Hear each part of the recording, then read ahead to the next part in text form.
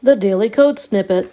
Today we will start to look more in detail at the most commonly used form inputs. We will start with the type attribute, which allows a single line input of text.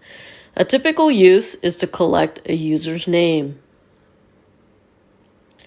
You will notice not only the use of the form and input elements, but also the inclusion of the label element.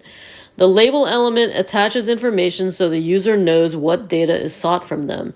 The label element is also added for accessibility. Today we will look at a few input types: checkboxes, radio buttons, color picker, and a range slider, so you can see how a browser will display these input types. Here is a sample code for a checkbox form. Checkboxes are designed to allow the user to select multiple options. To watch the full video, click the link to YouTube. Presented by Designers Learn Code.